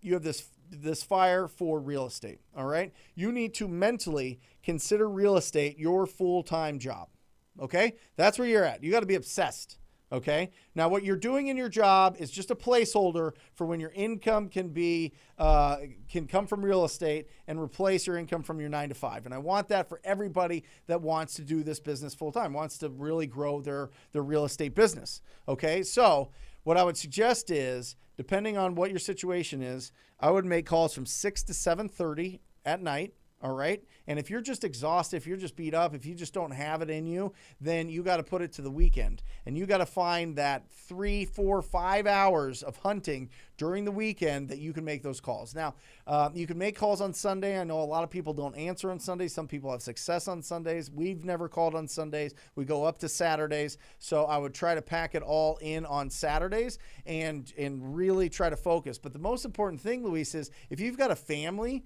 if you've got roommates, if you've got people that live with you or around you, whatever else, you need to let them know that this is sacred time. This is the time where you set aside and nothing is going to distract you from finding real estate opportunities. All right. That is so critical. All right. So you got to time block those times and it's got to be something that doesn't move. It doesn't change. It's when you are actually doing the work for your future. The 9 to 5 is great. That's just paying the bills, right? The 9 to 5 is just helping you take care of your responsibilities that you have. But the real work happens from 6 to 7:30 and on the weekends. And you got this. That's what I would suggest. But just have everybody on board. And once you have everybody on board, you need to make sure that you're putting in that work. Because if you have everybody on board, you're feeling pumped, you're going for it, and then you don't do it, they're going to be like, you're not going to do it. And then they start tearing you down, and then it turns into this whole thing, and then you just end up back where you're at. So do the work and prove to everybody that you're serious about this when you're blocking off that time, and they will encourage you, and they will support you. Love it. It's a good question. Awesome. Kim, all right. How do I sound older and knowledgeable when doing cold calls? Oftentimes when I make calls, I feel like they know that I am still young. Well, some of that is experience and some of that is confidence. If you're sticking to the script, you should be able to feel very confident and nimble on the phone. Remember active listening. Remember that you can even hit it in the beginning. If you're having a good conversation, just be like, I sound young, but I really am looking to buy a property in this area and would love to work with you and just have a few more questions or whatever else. You can hit it right on the nose. I mean, just call it out, right? You know what I mean? But I think that just be you. You know what I mean? You don't have to be anybody else. Just make sure that you are actively listening. Make sure that you are opening up the conversation the way that the script outlines, and just keep doing it over and over and over. It's reps. You know what I mean? The first time you try anything, it's tough and difficult and you feel awkward, but you keep doing it and doing it and doing it. So one, it's experience, and two, just throw that out of your brain. Who cares? You know what I mean? Like, you don't know. You're hallucinating that they're going to not do business with you because you sound young. Well, maybe they like the way that you sound. Maybe you sound better than all the Filipinos that have called them for the last 2 years. You know what I mean? You sound different. You sound unique. Make that your advantage. You got this, Kim. Love that. Got a call? Ruben from San Francisco. All right, Ruben. Ruben, you there? I do not have Ruben. Yeah, can you hear me? Yeah, there he is. Ruben, how are you? Hey, what's up, Brent? Pretty good. How you doing? I am excellent. I am really excellent. Talk to me, man. You want to talk about closing? Well, the first one got answered. The 66% of Zillow in the San Francisco Bay Area, that got answered already. But Yep. I wanted to ask about closing the call. So I went through your $7, the $7 script thing. Yep. And it was a great one. It's great when you go over the script, but I was okay. And then I was waiting to what's the finishing, like the closing, as far as you give them a call back in 24 hours to give them an offer from either the acquisitions manager or yourself. How would you go? What's the best approach to do that? Well, if it's in town, you got to get that appointment, right? You got to get you're going to be in the area. You want to go see that property. You want to meet them and give them a couple options there. I mean, you could try. The reason I don't want to put in really strong closes there, Ruben, is I think a lot of people would misinterpret that they're going to close deals on their first cold call. And I don't want them to try to do that because I think it screws up the rapport that you're building. I think that if you can get the pillars out of them as much as you can and then get in front of them to present your offer, you're going to get a lot more offers. I mean, you're going to get a lot more offers accepted. And remember, the closing is just a natural progression of a really good presentation. The really good presentation starts with pre-qualifying them. And we've got the offer presentation as a download in TTP Insider so that you can check that out on what to do there. But really, essentially what you're trying to do is you're trying to get you're trying to line up the price and the timing. You know what I mean? And to do that on the first call is a little bit more difficult. That's more into the lead follow-up. I mean, very rarely are they like, hey, you give me $100,000 and it's yours. Great. I'll be there right now. Can you be there? You know what I mean? I want to encourage you to go on that appointment. I want you to encourage you to get in front of them and give them that offer so that you can get that locked up, especially in your market. You don't want to send, just a DocuSign blindly to somebody with an offer and hope that they sign it. I would get in front of them. Right. Okay. I get that. And then, how about as far as like setting an appointment? Say you have a telemarketer that's calling the client, and okay, great. This is they get the 4 pillars, and then they want to set the appointment for someone else to give them a call in 24 hours with the offer. Yeah, absolutely. We'd love to give you a call, right? And then you would set the appointment yourself. Now, sometimes we played around with our cold callers setting appointments right away. The problem that we found is a lot of those appointments get canceled or no-showed. So we want to build a little bit more off of just a 3-minute conversation with somebody. So they'll kick it over to my acquisition managers and they'll call them right away and set something up. Oh, okay, perfect. Yeah. All right. Yeah. Awesome. Awesome, Thanks Ruben. for answering the questions, man. Appreciate it. Hey, one really quick one. If I'm in California, right, the prices are, 1 mil, 1.2 mil for like a regular 3-bed, 2-bath. Could I maybe even shoot them like 75%? Yes. Because the spread is so huge when you put 66%. You know what I mean? 1,000%. Yeah, I mean, the higher up in price, you can start playing around with that. Ruben, I like doing big deals. You know what I mean? Like, I don't, if I'm going to throw something out there, I'd rather be way lower and uncomfortable with it and have them kind of like, tell me than throw something out higher when they would have taken $100,000 less. You know what I mean? Like, I want to pull that out and they're like, well, I'm not really sure. And you're like, okay, great. It's $1 million house.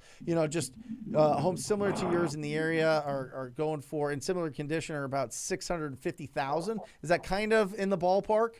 And then you just listen to them. And they're like, oh yeah, that, that's something that I would consider. Or they're like, no, I wouldn't take anything under $950. And then you got to decide if you want to follow up with them or not. Right. Okay. Yep. Perfect, man. Hey, Brent, thanks for the time, brother. You got it. Thanks, Ruben. Thanks for calling in. Thanks for being brave. I feel like, Brent, that ouch price is just kind of sifting and sorting. That's right? it. That's it. Yeah, I mean, throwing something out that's lower just gives you the ability to see what's going on in their mind.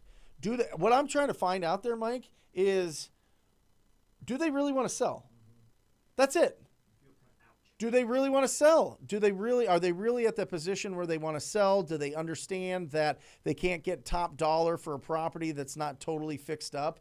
You know what I mean? It's the whole car analogy that a lot of investors use, right? It's like people, you can get a brand new car and pay full price for it. But if you have a car that has 100,000 miles on it and it needs, and some interior work and the brake pads need to be fixed and the sound system's not as good, you're not going to get as much as a property that just came fresh off the line. And that's what the difference between totally renovated houses are versus properties that need the renovation. So that's kind of an analogy there that you can use if people are looking for, big time prices. But for the most part, those people don't want to sell. For the most part, people want fix and flip price for their property to maybe consider selling, right? And that's not who we want to work with. We want to work with the people that are really true and really ready to go and they understand and are realistic. And that's why we throw out those low prices. Yeah. Jared, oh, come on. $18,000. This is, Jared, absolutely incredible. And I love that people are posting these because I think it gives a lot of juice, a lot of like, oh, wow, other people are doing this. I can do it too. You know what I mean? Like, this isn't just some like crazy, oh, I made whatever on Forex, or I did this. I spent 100,000 on drop shipping and made 112 or something. This is like real money, like from a title company and a check or a wire into somebody's account. I mean, this is real estate, baby. This is like, woo, this is setting the foundation for something that is absolutely long-term, right? That's why I love this. I love the people that are on here, that are watching, that are on Instagram and watching. And by the way, Alejandra is sifting through the Instagram questions. So if you have something there, she's going to put them in here. But I mean, listen, real estate's here. unless we turn into a virtual reality world where we just sit in pods all day, like the Matrix or something, real estate matters. And even then, they'll have to store the pods. So real estate is going to be around forever. So, like, why don't you start building the foundation of something that's long lasting that you can truly push on, put onto your family, put on, whatever. I don't know. It's something that your family can legacy with it. I mean, that's what I'm talking about. What's your percentage of one call closes, and what's a typical sales cycle of an outbound call to close transactions? Thanks. #TTP. Love it. Corey, very low. I mean, we make, I got to remember how many calls we make. I mean, maybe 1 out of 5,000 conversations is a one call close. Maybe. No, I mean, that would be maybe 1 out of 10,000. I mean, it's a lot. You got to talk to a lot of people that are just ready to throw it out there, at least in Phoenix. Maybe in some of the other markets that's a little bit higher, but don't build that into your strategy, your real estate strategy for the year. And typically it's a 90-day cycle. Ours is 92 days. So day 1, we talk to a stranger and ask them if they would consider an offer. Day 92, we get paid and the money is in the account. So that's the mental. Remember, the average is about 20 hours per deal. 20 hours of you calling, not a VA. It's way more if it's a VA. But if it's you calling 20 hours, you should get a deal. But the reason people are like, well, I've called 100 hours and I don't have a deal or whatever else and it's just not working is because the 90 days. You need to do that consistently for 90 days. You need to build a pipeline of leads. You don't know how many leads you need in your pipeline to get a deal. Remember, if it takes you 30 leads to get one deal, well, when you close that one deal, you're not replacing one lead, you're replacing 30 leads. So you got to keep this engine going. Your calling, your having these conversations is the engine of your business. It's the engine of your train. It's the thing that gets the momentum. So good question, Corey. So Brent, and between day 0, right, Yep. when you first talk to somebody, and day 92, when you close on the deal, is most of what's in the middle lead follow-up? Lead follow-up. Yeah. Lead follow-up, appointment, and the transaction. So if you're looking at that timeline, why does it take 90 days? Well, typically when you're reaching out to somebody, they're not quite ready to make a decision, right? So you have to follow up. You got to get the appointment, get the contract, and typically these contracts take 30 to 45 days to close. So that's just to set the expectation that you're not going to, typically you don't just call today, get the deal, and you get paid in 30 days. It usually takes 3 times as long, 90 days. Boom. Signed a purchase agreement with seller of duplex. She told me, no, look at that. Come on, Stephanie.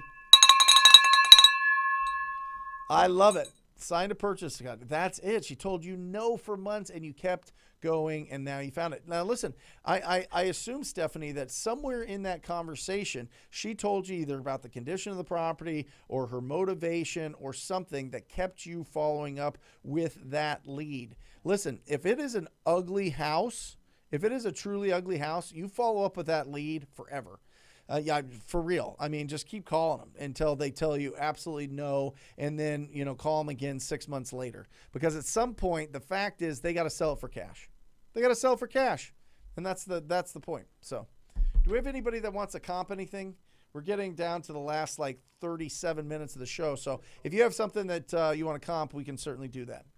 Have Elizabeth from Sacramento. Elizabeth. Yes. Hi. Hey, how are you? I'm doing fine, and yourself? Good. I'm doing really great. Okay, good. I'm this is my first time. I've been watching you for a long time, so I'm excited. Okay, can I give you the address? Yeah, absolutely. Well, first of all, Okay, is this, so tell me real quick, because on the notes here, it says something about a reverse mortgage. Yes, she has a reverse mortgage. So I just found something in Sacramento. She's got a reverse mortgage, and I'm kind of feeling bad because I could tell she's an older lady, probably lives by herself, and I'm just feeling guilty that I'm going to be giving her a cash offer that's really low when I feel like if she actually sold it to a realtor, she could probably get more money for her home because over here in Sacramento, it's really hot. Yes. So I'm feeling it's like a hot area right now. So Do people you are know how actually big of a reverse? Because here's the thing, Elizabeth, we don't do anything with reverse mortgages for the main reason that they already sold their equity to the company. So the way reverse mortgages work is they pull out the mortgage company actually pays her monthly, right? And they pay her monthly, sucking out the equity of her property every single month. And you live off that. I mean, it's a great product for older people that don't have a tremendous amount of fixed income, but they probably have already sucked out all the equity, so she's going to owe more than what you can offer. Well, they have it that her house is going to be on the auction like in 2 months. So is it maybe it's just a regular mortgage then? Because if it's a reverse mortgage, no. They don't. Go ahead. Yeah, I actually saw it right here, and it said reverse mortgage, on the mortgage and transaction history on PropStream. All right, give me the address. We'll pull it up. We'll investigate this, Elizabeth. What's the address? Okay. All right. 212 Olmsted Drive in Sacramento. Olmstead Drive in Sacramento. Homestead Drive? Olmstead Drive in Sacramento. Olmstead? Yeah, 212. Is it just Olmsted? Or EAD? EAD. Got it. EAD. Sorry. Yeah. Okay. And that's Sacramento. Got it. Okay. We got it pulled up here. Okay. Yeah. Talk to me about it. Pre-foreclosure details. Okay, so there it is. Yeah. Okay. Mm-hmm. So she's got an unpaid balance of $99,700, right? Mm-hmm. Okay. And she got, looks like the loan was $175 back in the day. Okay. What did she tell you about this property? Did she say that she had a reverse mortgage? No. I was actually going to make a phone call, and actually drive over there, just talk to her on the phone and see if she was interested in a cash offer. Let me tell you the beautiful thing about PropStream, and it's going to save you a bunch of time. This property is under contract right now for $239 on the MLS. See on that MLS details tab there? That's the beautiful thing about PropStream that sets it apart. It is showing that they listed it on February 16th, and it is under contract pending at $239. So they already have an accepted offer on it. Okay. Yeah, she put it on the market. I didn't even know that. Yeah. Okay, and then. All right, that's a bummer. All right, I got all excited. Anyway, that's good, but listen, so, there's unlimited properties in your market that are like this. Right. Real quick question. I'm actually old school. I don't do, Facebook or any of the other stuff. So how would I get a list like of cash buyers? Should I just look on PropStream? PropStream is phenomenal. You got it right there. The cash buyers are there. Just pull it, skip trace it, and call them. For sure. Okay. Yeah, PropStream, right. And then you can go on to, I highly suggest that you go on to Realtor.com. Look for anybody that you can pull down the tab, and it shows you investors or agents that work with investors, and you can be able to reach out to them. Their numbers are right there. Then, what's that? And then in TTP Insider, Elizabeth, there is a great packet called the Cash Buyer Pack. And if you download that, that's going to give you really great breakdown of how to add your first 100 cash buyers. Okay. All right, great. Oh, thank you so much for taking the time. I totally appreciate it. You got it. I love it. Yeah, thank you for participating. So right here... I'm on Realtor.com, just looking for. They had a. I'm looking. No, I'm looking with. They used to have an investor thing here, so maybe I'm just. Or the filters.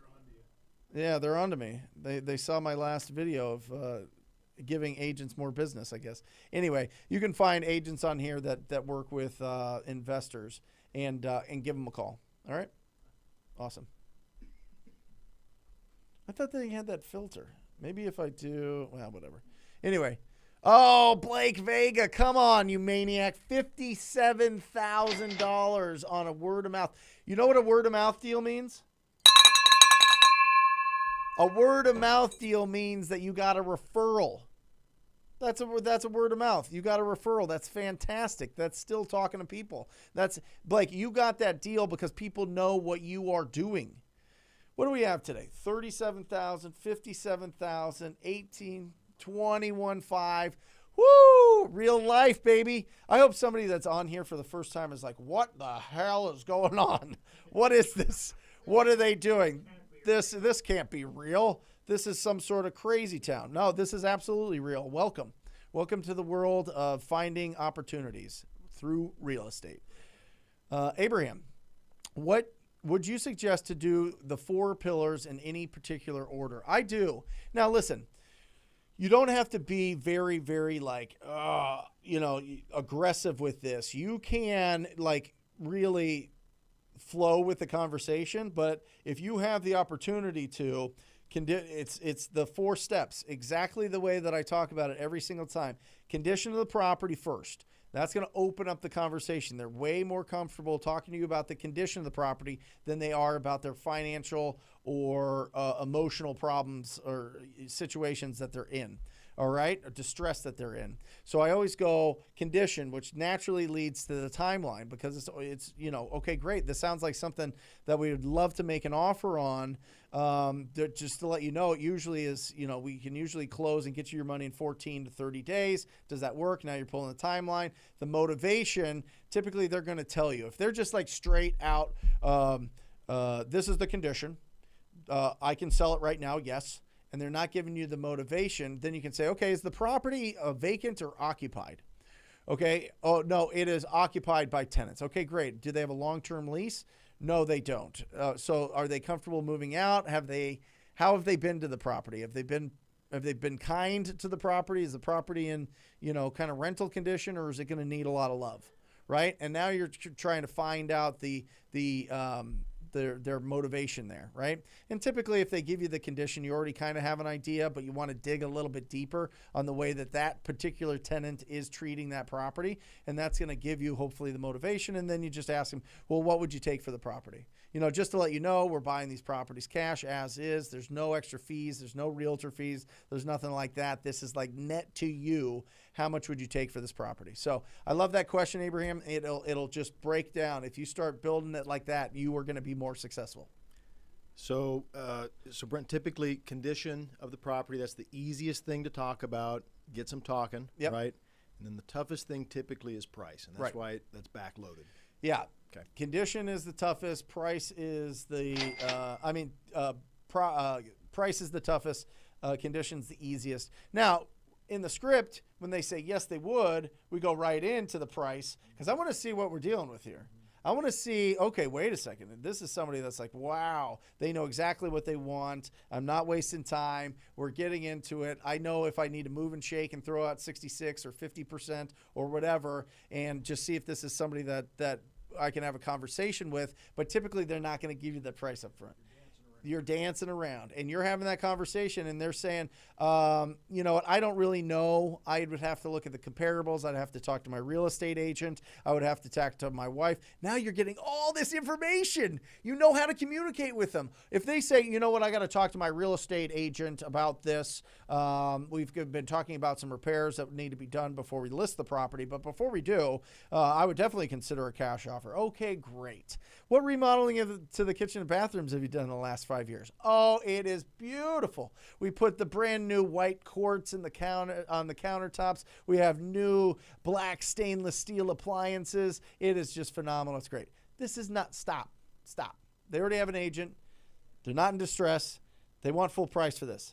You know what? This sounds way too nice for what we're looking for. We're actually looking to build in some equity from repairing the property. Your property sounds too nice. I wish you the best of luck with your agent, and excited to see when it hits the market. That's how you get off the phone there. You know what I mean? So, yeah. Man, this thing is itchy. Yeah. Just want to talk to you for a second. Lost his name, but he's coming on right now. Okay. This is Brent. Hello? Hello? What's going on? What's going on, Brent? How you doing today, sir? Good. Who's this? My name is Terrell Humphrey. Hey, Terrell. How are you? I'm pretty well. I can't complain. Good. Talk I to don't me, have man. any You're working on a questions deal? Not right now, not as of now, but I don't have any questions just yet because I've been doing it ever since August. But I haven't got my first deal. But when I do get my first deal, you're gonna be the first person that I reach out to. I love it. I love it. What market are you in? Right now I'm in Little Rock. Little Rock. Excellent. Arkansas. Now, how many calls are you making? How much time are you taking? How many hours are you calling a week? Actually, I just got $1, so whenever I get a chance, I try to call for like 2 to 3 hours a day. But Love if I it. can't make it to 2 to 3 hours a day, I call on the weekends or whenever I have time. So are you working full time right now? Yes, I'm in the military. Awesome. What branch? The Marine Corps. Marine, you animal. That is incredible. Thank you so much. Absolutely incredible. Thank you for your service. And yeah, I mean, it's tough, right? Because you can't have your phones all the time. You can't, you got to really find the times that you can be consistent. But what I would say is don't beat yourself up. How much longer is your contract? I have a year and 5 months. I love it. May 1st will be a year and 5 months. I love it. Listen, it is a beautiful runway. All right. So you just need to start building up your endurance, start building up your experience. Listen, if you can only get away for 15, 20, 30 minutes, just make that like really, really, really focused. And then in the times that you can, if it's the weekend or when you have some, time off or leave or whatever, just dedicate it towards that because you've got 17 months runway and they're going to be coming after you hard to re-up that contract. And if you've got something that you've got going on and you prefer to be a real estate entrepreneur, then you're going to be in a great position to make that decision and make it based on the fact that you know that financially you're going to be fine. Right. Yes, sir. And then it's crazy that you say that because I've been doing it ever since August. So I mean, I have like a general understanding of what I need to and what I don't need to do. Because I had like properties on the contract, but when I had locked them up, I locked them up for too high because I didn't understand the market and right. Like if it's not a deal, a lot of people not gonna gravitate towards it because the numbers not adding up. Yeah, but so I actually been learning, been failing, and I'm actually turning them failures to lessons. That's it. That's it. And listen, that's just the experience. You're building up that experience. It's absolutely incredible. So keep going, build up that pipeline. And just remember, if you're locking them up too high, then just keep going lower. Just keep going lower, keep going lower. Because I'm telling you, one deal that you can make in Arkansas is typically the average size is, anywhere from 5 to 10,000. But if you can pop something that's 15 or 20, ooh, you were going, right. man. Yes, so sir. definitely stay in my sir. ear. Stay in my ear through direct message on Instagram. And when you're ready, you better join the TTP family. We've got a lot of you Marines in I already there. joined. Yeah, Tariq Baylor. Yeah, Tariq Baylor has been making calls from his barracks forever, and he's just an inspiration. So if you haven't seen that podcast interview, definitely check that out. I've seen it. Yeah, I bet you have. I bet you have. I've been watching for a little minute, and like with the last thing you just said, it just slipped my mind. I just forgot what I was about to say. Yeah, no worries, Terrell. Well, listen, keep it going. You got this. Just stay focused. I mean, listen, everybody, all of the people in the military or former military that join or athletes, I mean, they just go bananas in the program with us, and they just do incredible things because they don't try to overthink it. They just do the work. They understand that it's already laid out. Just do the work. So just stay consistent and do the work, and you're going to be in a phenomenal position to make decisions 17 months from now. Right, most definitely. Oh, I just remembered what I was about to say. Yeah. So, I'm doing Arkansas, then I'm gonna start doing California because that's where I'm stationed at, and I can actually drive around and look at properties. Because I just purchased the Best Driven. Yep. Subscription. Awesome. So I'm actually gonna be doing like multiple markets within the time frame. Love it. Love it. Yeah, test it out. I mean, listen, you could do as many markets as you want. Just test it out. Grab at least 1,000 addresses in those markets, 3 different lists, and just test out and just see what the feel is and where you're getting the most leads. And not only the most leads, but where you get the most potential to make, the bigger deals. Right. Yep. Right, most definitely, most definitely. I Awesome. got you. So when I'm telling when I get it, when I get my first deal, I'm gonna be reaching out to you. Yeah, I love Bullish it. T. It's either gonna be from the account from Bullish Tea or Failure's Knowledge. I love it. I love it. You Yes, got sir. it. Yep. I love it. Perfect. I'm ready All right. for you. So go All get right, that Brent. deal. Get that deal this month.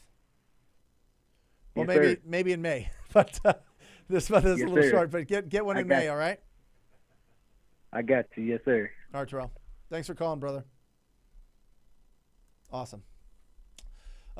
Solely Maine asks, how do you analyze land and know what to offer? I turned down a potential opportunity with land because I have no idea how to go about it. Oh, Daniel, let's get on the whiteboard. All right. So we're going to transition here. This is a great question. And I think that this is important to go over. Okay. Can they hear me? Are we, do we transfer over? Do we have the pen? Oh, it's right behind the banana on the shelf. Here we go. Land. All right. Here we go. Now, what I want you to do is I want you to go after properties that are in subdivisions, in communities. All right. I don't want you to go too far out. The deals are too small, and it just doesn't. It's a lot of wasted motion. Okay. So I want you to go to properties that are in neighborhoods. All right. So what I want you to do is I want you to look at what is the fixed up value, ARV, right? The fixed, well, I guess ARV is fixed up value, but what is the value of a property that is totally rehabbed or that is brand new? Okay. Now, when you're looking at this, let's just say a brand new house or the highest sale house, the highest flipped house. Let me just do this, because that's going to confuse me too. Yeah, let's get rid of this. Let's go here, and we're going to go flip. All right, what's the highest flip or brand new house? Let's say that it's $300,000. Okay. Now, a typical developer that's going to build a brand new house. Am I here? Here. Okay. A typical house at $300,000. It's going to be totally new. It's going to be $300,000. Well, what the developer wants to buy land at is 20% of that. Okay? Times that by 0.2, you're going to come up with 60,000. All right? That's typically what they're going to budget for this deal, because they'll buy it for 60, they'll put another 150 into it, they'll be at 210, and then they'll sell it at 300. Makes a lot of sense, keeps their crews busy, keeps them moving and shaking. So 20% right here is where typically that piece of land is going to sell for. So you want to be under that. I would be at probably 40 or 30 or whatever there. And I don't mind throwing out low prices on those because there's not a lot of emotional connection with land. Either people want way more than it's worth, or they don't really care and they want to stop paying property taxes on something that's not bringing them any income. Maybe they had grand plans before, but they don't anymore. So 20%. Now, the other thing that I would say is you can get more than 20% if you talk to the neighbors that border that property, right? The next door neighbor, the neighbor behind, any of the properties that kind of border this, you can call them up and say, hey, listen, do you want to double your lot size? Because I've got this piece, I can sell it to you for, maybe instead of selling it for 60 grand, I can sell it to you for 70 grand. And now you completely control what happens next door. You can build onto your house. You can make sure that somebody doesn't build something terrible and make it like something that's an eyesore next to you. Let me know if you want to buy it. So what I would do with any pieces of land is, Mike's crawling around now. What I would do with a piece of land is I would just make sure that you look at all potential options there, but 20% is the typical thing, and get it out to the neighbors as well. So skip trace those neighbors that surround it. That's what I was trying to get at. But Mike distracted me with his bear crawl there. Yeah. Good question, though. That's a big mystery for a lot of people because land feels a little bit kind of like, well, I don't know what's going on there. So, yeah. We have Terry. Terry. Hey, hello? Hey, Terry, how are you? Hi, I'm good, Brent. My name's Tyreek. Similar to the fella from the military that you had on your show. Yes. I have a question. I'm looking to start my wholesaling journey, and I live in Barbados, so it would be virtual. I will be doing virtual wholesaling. Yep. Right now, I work full time, and I don't work for a lot of money, so this is a real sacrifice even trying to get into this new venture. Sure. So I was trying to, go as frugal as possible, but I can't drive for dollars. That's out of the, that's out. So I was thinking about the double dip strategy. I learned from a girl, Lily Thompson. Yeah, sure. She was on your show as well. Yeah. Right, where I would go and speak to a real estate agent, but then I found out that you need earnest money. Yep.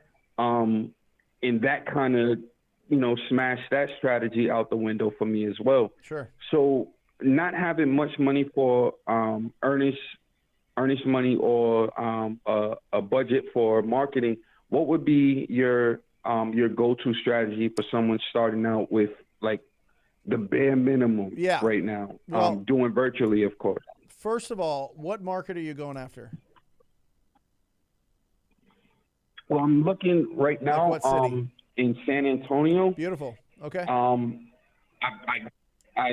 decided to go with Texas because I'm in Barbados and they're at least 2 time zones behind me. So when I get home from work, I still have a couple hours to call before it's like, all right, it's getting too late to be making calls to people about a house and all of that stuff. Sure. So that's why I chose an area that way. Okay. I love that. So first of all, is it Terrell? Is that your name? No, it's Tyreek. Tyreek. Got it. Yeah, Tyreek. Okay. Listen, the 100% you can drive for dollars. And this is what I would suggest you do. I would suggest that you look at the virtual driving for dollars 2.0 video that I did. It'll cost you, listen, okay. It just depends on what your budget's at, but I would highly suggest that you get Deal Machine. It's going to be $50 with the TTP discount. It's usually 60. But what that allows you to do is you can use Google Maps and you can literally click on the worst properties and it's going to add it to your account and then you can pull the phone numbers. So what I would do is I would find the 100 ugliest houses that you can in San Antonio. I would add them to your Deal Machine account and I would skip trace those. I would hand dial those and I would see who wants to sell out of those properties. Now, the way that Deal Machine talks about it is they say typically it's about 1 out of 300 addresses is a deal. Okay, 1 out of 300 addresses. So build that up. Start with the first 100 because I want to keep your budget low. So skip tracing 100 of those at 15 cents a skip trace is going to cost you $15 plus the $50 for the Deal Machine. Now you're into it 65. You just hand dial it. You don't have to, get cute with it. You don't have to get a dialer and take it to the next level until you start getting some deals. But for $65, that's what I would do. And then if you have more, if you have $80, $95, I would get that full 300 addresses from the virtual driving for dollars video on this channel and 2.0 and call up all those and find an opportunity there. It's going to be a lot of, heavy lifting from your side, a lot of dialing, right? But it's going to keep your budget super, super tight. And then obviously you're going to, once you close that deal, you're going to be really, really, really strong at keeping a lot of that money. And then you can start, expanding that process. Right. Excellent. Thank you so much. And I'm not against calling, manually. I actually reached out to Daniel Neeson, another fellow that you had on. Oh yeah.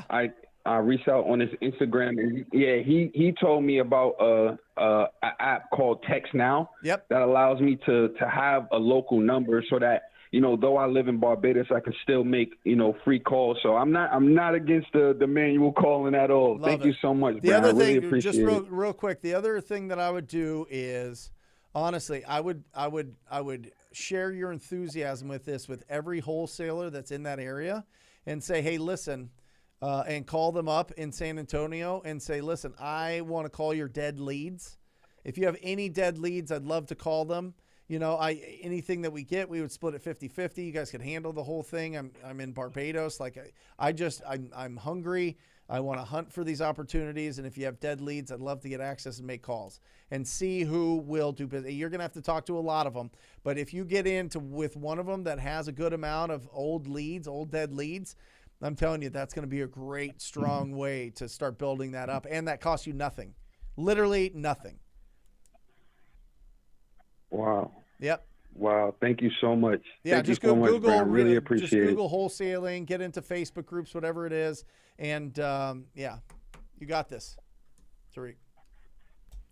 Thank you. All right. From Barbados, reaching out to Daniel. So Daniel is doing incredible business from Israel. Yeah, Daniel's a young man, just hustler. Great podcast interview on this channel with Daniel.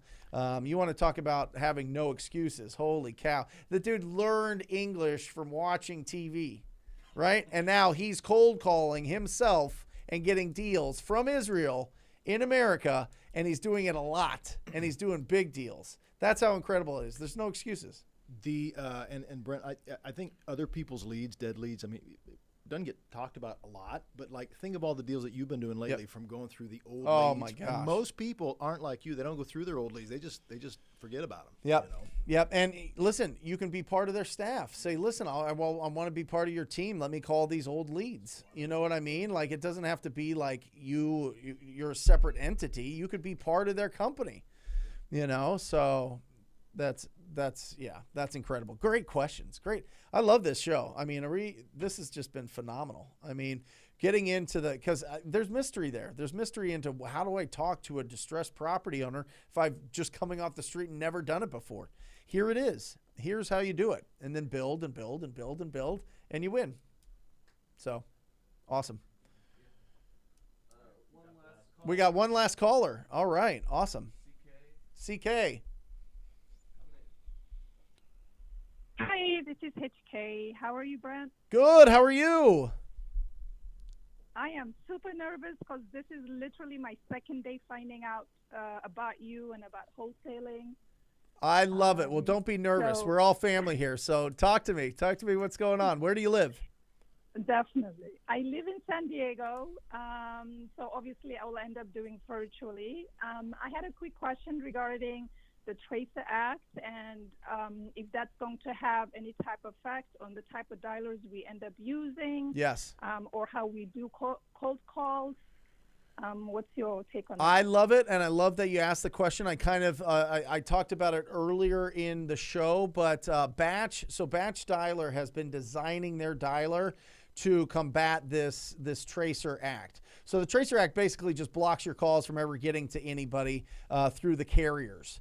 And that's the big thing there. A lot of that has to do with what's called spoof numbers or fake numbers that people are calling from. Basically, what they're trying to do is reduce the amount of robocalls, like literally just computers calling people and sifting it through and just trying to get whatever they're selling or doing. So a Batch Dialer has literally designed it so that they can just take off when this happens and keep you really clean and keep the contact rate high.